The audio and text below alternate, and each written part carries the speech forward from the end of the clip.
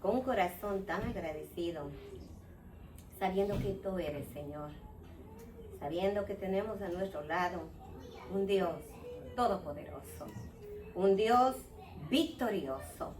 Gracias por tu presencia, gracias porque tú estás aquí. Bendito sea tu nombre, Señor, que en esta mañana lo que tú traes en tu palabra, tú nos vas a hablar a cada corazón, a cada vida. Y como yo siempre te pido, Señor, que lo que leo, que lo que escucho, se quede grabado en mi corazón y lo ponga por práctica. En el nombre de Jesús, amén, amén, amén y amén, hermanos amados. Semanas atrás, se acordarán el mensaje que traje sobre la angustia, sobre la ansiedad y sobre el miedo. Entiendo que todavía lo recuerdan, cuando los discípulos del Señor se encontraron de repente con tremenda tormenta. Y vimos que en ellos entró el miedo, el temor y la zozobra. Y que, estando con el autor de la vida, ellos no se entendían que Dios estaba con ellos. Sin embargo, se llenaron de temor. ¿Sí se acuerdan, verdad? Todos los hijos de Dios tenemos que pasar esas tormentas intempestivas. En la Biblia se dan nombres de siervos de Dios que tuvieron que enfrentar tormentas. Tuvieron que luchar contra la ansiedad. Hoy estaré mencionando a un siervo de Dios. Su nombre, Elías. Ustedes conocen la vida de Elías, un siervo muy amado del Señor, que el Señor le llamó para poner en él ciertos trabajos que él tenía que hacer. Era un hombre de fe, era un hombre de Dios. Si usted lee el libro de Primera de Reyes, comenzando desde el 15 para adelante, usted va a descubrir todo lo que hizo Dios con él y todo lo que Elías hizo. Muy bien. En el capítulo 16, vamos a, por favor, les pido tener abiertas sus Biblias, en el capítulo 18 de Primera de Reyes. Primera de Reyes, capítulo 18, me estaré enfocando en ese capítulo, pero para dar inicio, yo quiero mencionar que en el capítulo 16 la Biblia menciona al rey Acab. Fue un rey que estuvo reinando en Israel por el lapso de unos 22 años. La Biblia lo dice y lo describe en el capítulo 16, que ante los ojos de Jehová fue un rey muy malo. Fue un rey muy pecador. Y a sus pecados aumentó uno más grave. Se casó con una mujer llamada Jezabel, que fue hija del rey de los Sidonios, cuyo dios era Baal. Al casarse con esta mujer, pues él introdujo al pueblo de Israel a Baal. El rey adoró a Baal, se inclinó a Baal, le besó a Baal. Y por consiguiente, el pueblo de Israel entró en idolatría. Adoraban a la misma vez a Jehová y a la misma vez a Baal. Indignado Elías por lo que estaba viendo, le entró celo en su corazón. En el capítulo 17 nos dice la Biblia que Elías, por mandato de Dios, se presentó delante de Acab. Acab le perseguía a Elías para darle muerte. Su mala esposa mató a cientos de profetas de Jehová. Y Acab y Elías no era una excepción. Pero aún así, Dios le da una orden a Elías y le dice: preséntate ante Acab y diles que no voy a mandar lluvia sobre la tierra por largos años. Vemos que había sentencia de parte de Dios. ¿Y por qué ustedes creen que Dios mandaba esa sentencia? Por el pecado. Por el pecado. El pecado trae consecuencias La paga de pecado es muerte. Un pueblo instituido en la misericordia de Dios, en los mandamientos de Dios, se encuentran con un rey a la cabeza adorando a Baal. ¿Ustedes creen que ese pueblo iba a ser premiado? ¿Iba a ser bendecido? De ninguna manera. Dios tenía que traer castigo. Y una forma de castigarles fue, por 3 años no llovió. No hubo agua. Nos podemos imaginar nosotros aquí en la tierra, si no llueve una semana, un mes, ¿qué pasaría? Rápidamente viene la sequía, con consecuencias hambruna, consecuencias enfermedades, consecuencias muerte. En 3 años no había agua, no había lluvia. Pues Elías le dice que no iba a llover. Capítulo 18, verso 1. Dice que pasados los 3 años, Jehová vuelve a hablar con Elías y le dice, ve, muéstrate, preséntate delante del que busca tu vida, pero te mando que te presentes y que le digas que yo, Jehová, haré llover sobre la faz de la tierra. ¿Qué podemos ver? Primero Dios detiene la lluvia y ahora Dios le dice, aparécete acá y dile que yo, Jehová, mando la lluvia. ¿Qué podemos ver? Por un lado el castigo y por otro lado la misericordia. ¿Por qué? Porque en Israel había un remanente que no se había inclinado, que no había besado a Baal. Y por ese remanente Dios tiene misericordia y dice, voy a mandar la lluvia. En este capítulo 18, versículos más abajo, que yo les invito en casa, lean todo el capítulo 18 y 19, fascinante. También en el capítulo 18 se menciona el gran milagro, la oración contestada de parte de Dios a Elías cuando mandó fuego sobre el sacrificio y Elías mató a los 450 adoradores de Baal, profetas de Baal. Gran milagro. Fuego del cielo, lluvia, fuego. Gran milagro. Respondió a la oración de Elías. ¿Qué tal si Dios no le respondía?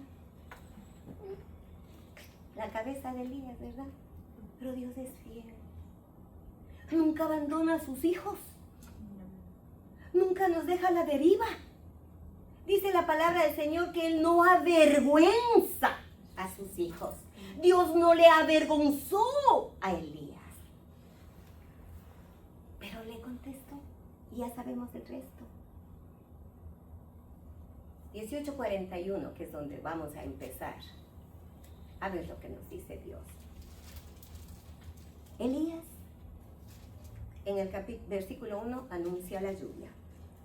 En el verso 41, Elías ora por la lluvia y le dice a Acab, sube, come, bebe, porque una lluvia grande se oye. 42. Acab subió a comer y a beber, y Elías subió a la cumbre del monte Carmelo a orar. 43. Elías le dice a su criado, ve, dile a Acab, unce tu carro. Unce es, prepara tu carro. Prepara tu carro. Vas a subirte a tu carro pronto. Prepara tu carro para que la lluvia no te ataje. No era una llovizna que mandaba Dios. Era una lluvia. Era una fuerte lluvia. Por eso le dice, apúrate, sube a tu carro para que no te ataje la lluvia. Acá obedece, se sube a su carro y regresa del monte Carmelo, donde estaba, regresa a Jezreel, la ciudad donde el rey vivía, donde tenía su palacio.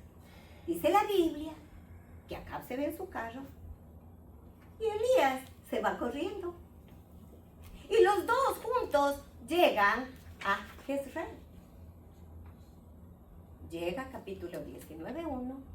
Acab llega a su palacio, encuentra a su esposa perversa, mala, y le cuenta lo que Elías mató a sus profetas. Le dijo que mató a sus profetas, pero no le dijo lo que Dios hizo por Elías. Se cayó la boca. No le dio gloria a Dios. ¿Por qué? Porque era un hombre pervertido e idólatra. ¿Qué podemos ver ante tal noticia? Una reacción en ella, en esta mujer fea, mala, devota de Baal. ¿Qué podemos ver? Una reacción.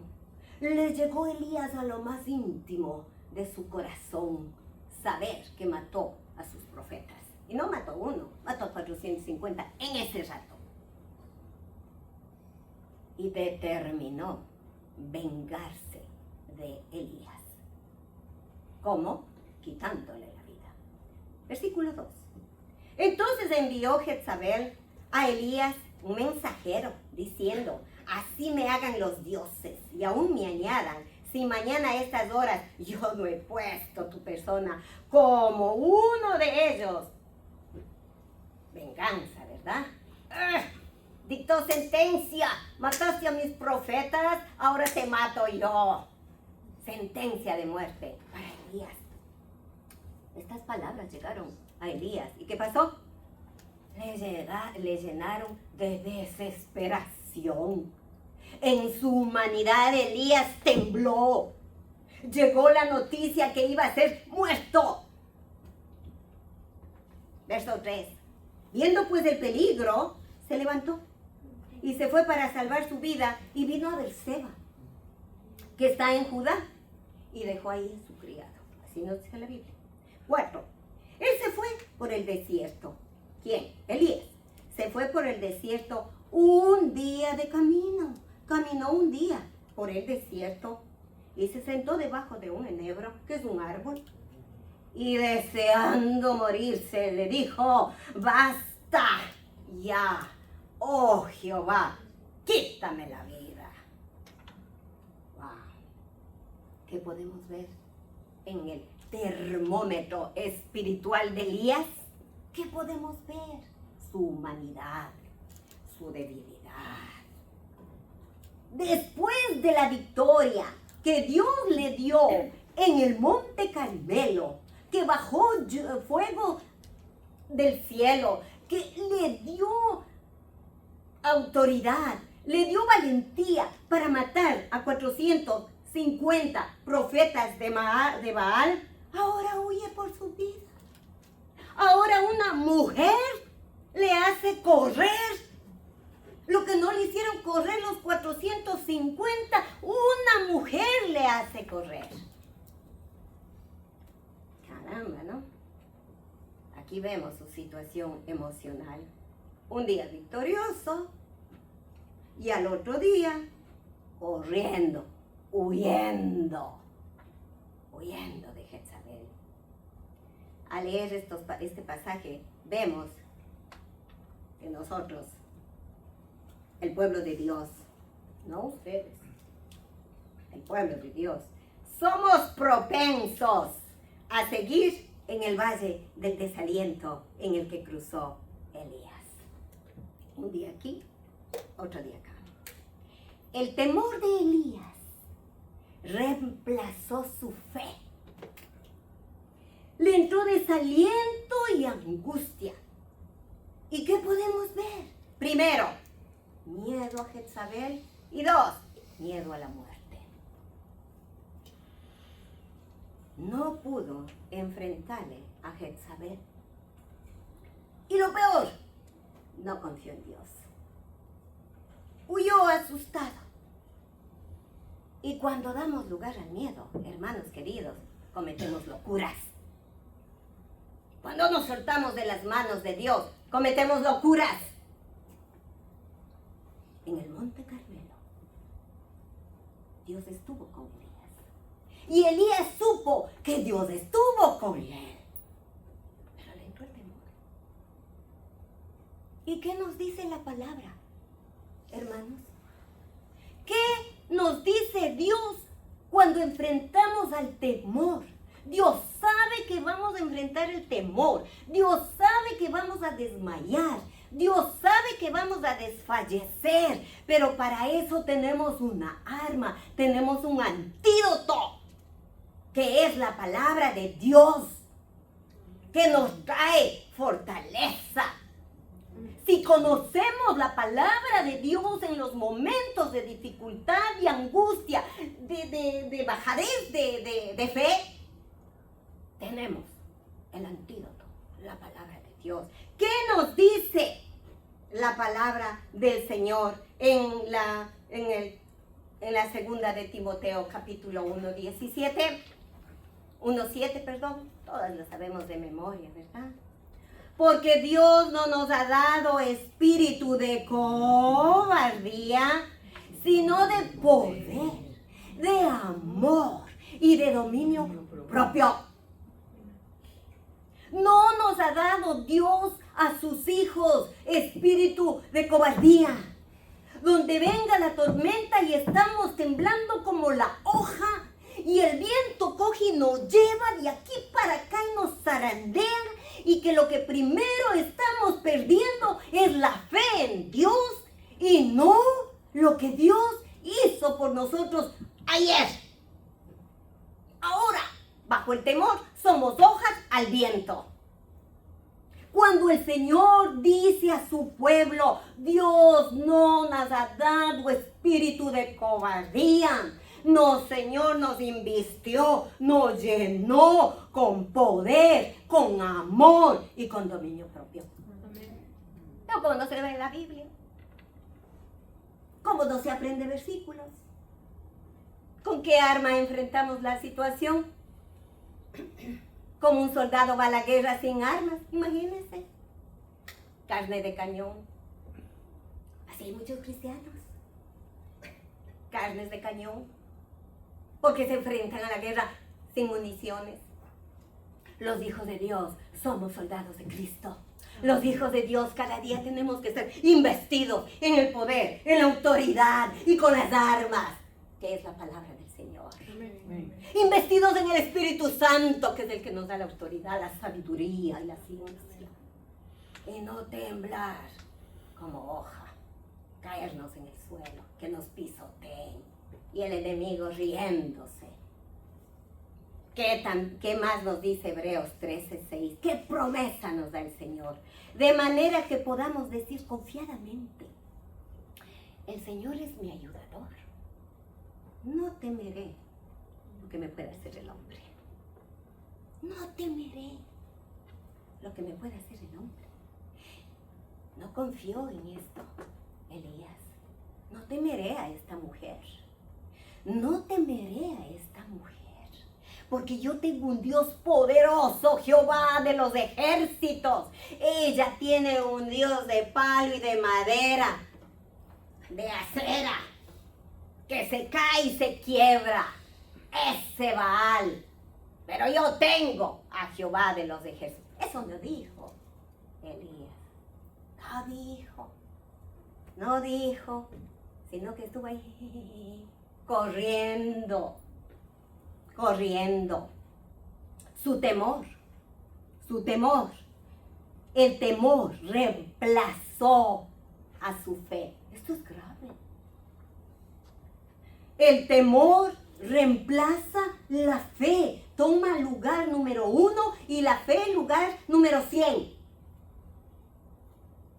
¿No nos ha pasado eso a nosotros también, amados hermanas y hermanos? Confiamos en Dios cuando las cosas van excelente, viento en popa.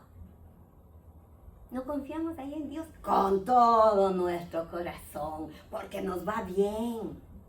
Pero cuando viene ese sacudón que no esperábamos, esa mala noticia, esa angustia, esa necesidad, esa enfermedad, ese dolor, ¿qué pasa? Dejamos de ver a Dios y nos enfocamos en el problema. Elías se enfocó en Jezabel y dejó de ver a Dios. Su temor reemplazó la fe. 2. Su fatiga reemplazó su energía. ¿Y por qué? La Biblia dice que Elías estaba agotado. Claro. Si del Monte Carmelo se fue a Jezreel, de Jezreel corrió a Berseba, de Berseba un día de camino en el desierto. ¿Cómo no va a estar cansado ese hombre? Nuestro cuerpo no está diseñado. Dios no nos diseñó para ese tipo de cansancio. Este cuerpo necesita reposo y no tanto cansancio hasta agotarnos. Él estaba cansado, él estaba agotado, él estaba hambriento, él estaba sediento. Caminó un día en el desierto. ¿Y qué pasó? ¿Qué pasó? Dice el versículo 5, que cansado y agotado se echó bajo el enebro y se quedó dormido, obviamente. Se quedó dormido, pobre Elías. Ese Dios de amor, ese Dios de misericordia, ese Dios que cantamos hoy día, Dios es bueno. Dios nos ama, Dios nos levanta, Dios nos perdona, Dios nos sacude el polvo, pero nos levanta porque tenemos un Dios de misericordia. Amén. No nos deja en el hueco, no viene y nos tapa con su pie, no, no. Él nos levanta. Elías estaba deshecho hasta el punto que le dijo: basta, Jehová, quítame la vida. Imagínese la depresión en la que él estaba viviendo. Pero ¿qué hace el Señor? Atendió su necesidad, como Dios atiende su necesidad y atiende mi necesidad, porque tenemos un Dios de amor y de misericordia. Dios atendió la situación, la necesidad física de Elías. ¿Cómo? ¿Cómo? Necesitaba descansar. Necesitaba descansar Elías. No estaba bien físicamente. No estaba él emocionalmente bien. No estaba él espiritualmente bien. Él no estaba bien en nada. Le atendió su necesidad psicológica. Primero le dejó que duerma bajo el árbol. Segundo, le ayuda en su situación psicológica, porque él creía que solito él vivía en el mundo y que no había más profeta. Falso, ya vamos a leer. Dios le ayudó a ver su situación, volverle a la realidad, que nos dice los versículos 8, 9, 10 y al 11, hermanos. 8. Se levantó porque Dios en su misericordia, que dicen en los versos 5, 6 y 7, envió un ángel. ¿Recuerdan? Envió un ángel. ¿Y qué hizo el ángel? Le trajo comida, le trajo agua. El ángel le movió: Elías, Camán, levántate. Levántate. Aquí está tu comidita. Comió, estaba tan cansado que se volvió a dormir. Viene por segunda vez el ángel. Elías, come. El Señor asistió en su necesidad física. Se levantó, comió y se fortaleció con la segunda comida que le trajo el ángel, y le dijo: come, bebe, porque tienes un largo camino que recorrer. Y esa comida le ayudó para que caminara 40 días y 40 noches por el desierto hasta llegar a Horeb, el monte de Dios. Así lo describe la Biblia. Horeb, el monte de Dios. Por ahí caminó 40 días, 40 noches con la segunda comida que le mandó Dios a través del ángel. Llega al monte Horeb después de 40 días. Verso 9. Encuentra una cueva donde pasó la noche. Estaba cansado, ¿verdad? 40 días, noches y días. Pasó la noche, se metió en la cueva. Imaginémonos a Elías en esa cueva. oscura, haciéndose mil preguntas, sin respuesta, sintiéndose culpable, sintiéndose que defraudó a Dios, que su victoria la convirtió en derrota por el temor de una mujer. Cuán culpable se habrá sentido Elías, ¿verdad? ¿Qué hice, Dios? ¿Pero qué hice, Dios? ¿No nos ha pasado eso en otras veces? ¡Oh! ¿Pero qué hice, Dios? ¿Pero por qué hice esto, Dios? ¿Por qué hice esto, Dios? A mí me ha pasado. Yo creo que a ustedes, ¿no? Porque ustedes son angelitos. Pero a mí sí me ha pasado. ¿Qué hice, Dios? Ay, Señor, ¿por qué no te consulté? Ay, Padre, perdóname. Me imagino Elías estaría en esa posición. No lo dice la Biblia, solo dice que se metió a una cueva. Estaría con todo su corazón destrozado, que le ofendió a su Señor. Tal vez seguía con el miedo, que Jezabel hasta por allá iba a aparecer. Seguía con el temor de que le avanzaba la venganza de esta mujer. Aún en la cueva le iban a encontrar. A lo mejor, no dice la Biblia. ¿Pero qué pasó cuando Elías estuvo en la cueva? Se escucha la voz de Dios y le dice: ¿qué haces aquí, Elías? ¿Por qué estás escondido en la cueva? ¡Sal!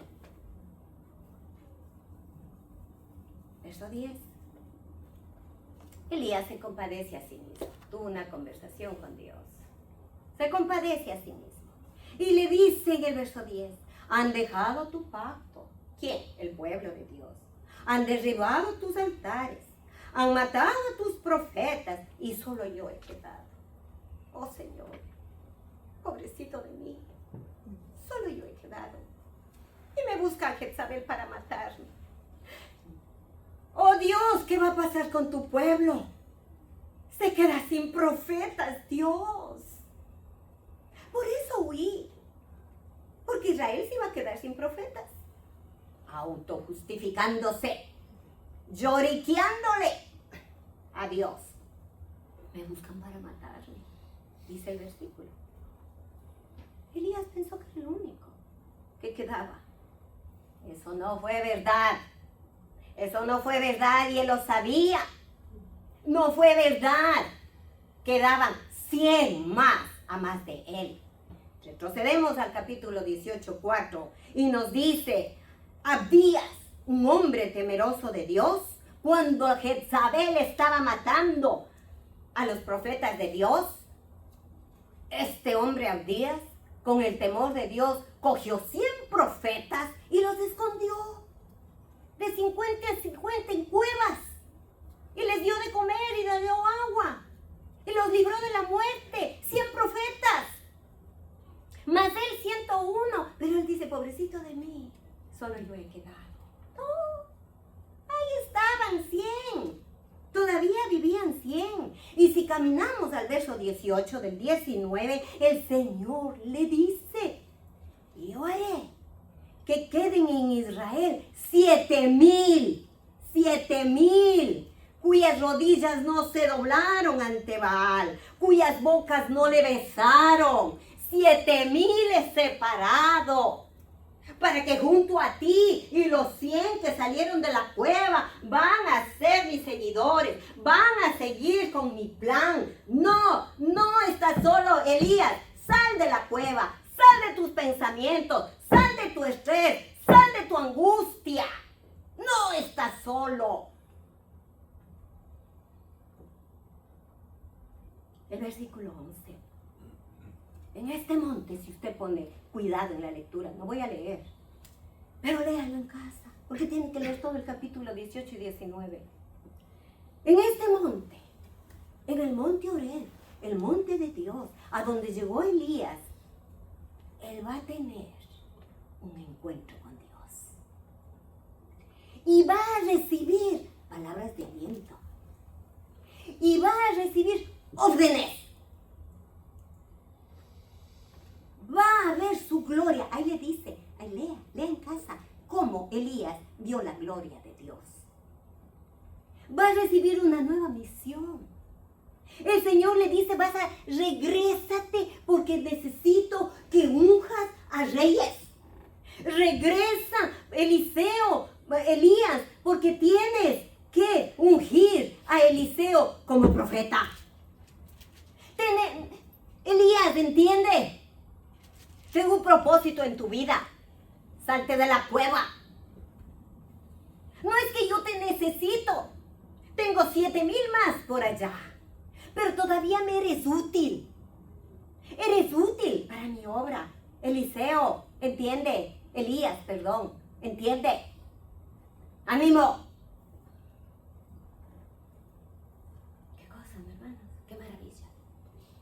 Hermanos amados, escúchenme bien. Hasta aquí la lectura bíblica. Escúcheme bien. Cuando nos desanimamos, que sí nos desanimamos, necesitamos renovarnos físicamente, mentalmente, espiritualmente, como tuvo que renovarse Elías en la presencia de Dios. Él renovó con su gloria. No debemos, hermanos amados, quedarnos en la cueva de la desesperación, de la angustia. Porque cuando nos metamos en la cueva, Dios le va a llamar. Y me va a llamar. Y me va a decir, Silvia, ¿qué haces ahí? ¿Qué haces metida en la cueva? Sal. Yo te mostraré mis planes que tengo para ti. Yo te doy poder. Yo me tomo tus cargas. Entrégame a mí. Dame tus dificultades. Dame tus angustias. Porque yo, solo yo, estoy contigo y estoy por ti. Sal, Silvia, de la cueva y no te quedes metida en el laberinto que tú lo formaste. El Señor nos dice esto esta mañana. Sal de la cueva donde te has metido. No tienes aliento de vida y a tu alrededor lo único que hay es oscuridad. No ves la luz que te alumbra. La luz es Cristo. Sal, mi propósito contigo no se ha terminado. Como le dijo a Eliseo, no a Elías, no se ha terminado mi propósito contigo. Te necesito para que vayas, unjas reyes, unjas a Eliseo como profeta. Tu trabajo no ha terminado. Sal de la cueva y muévete adelante, Elías. Así nos dice el Señor el día. Sal de la cueva. Déjame tu problema. Solo yo te puedo arreglar. Porque yo estoy contigo. Yo estoy contigo. Yo estoy contigo. Yo estoy contigo. Yo te voy a renovar con mi espíritu para que venzas dificultades. Dios nos lleva a lugares altos, a su presencia. Él nos saca de la cueva a su presencia, a su presencia. Al conocer a Jesús y al seguir a Jesús, Dios permite que las tormentas de la vida nos acerquen a Él. ¿Vamos entendiendo? Dios, cuando seguimos a Jesucristo, Dios permite que en las tormentas de la vida nos acerquemos a Él. Porque cuando todo va bien, ¿para qué Dios? Pero cuando viene la tormenta, Dios, te necesito. Ten misericordia de mí. Amado hermano, yo no sé. Pero quizás en este día nos encontremos en el valle del desánimo. ¿Cómo se encontró Elías en el valle del desánimo? Pero Dios quiere llevarnos a la cumbre, a su presencia.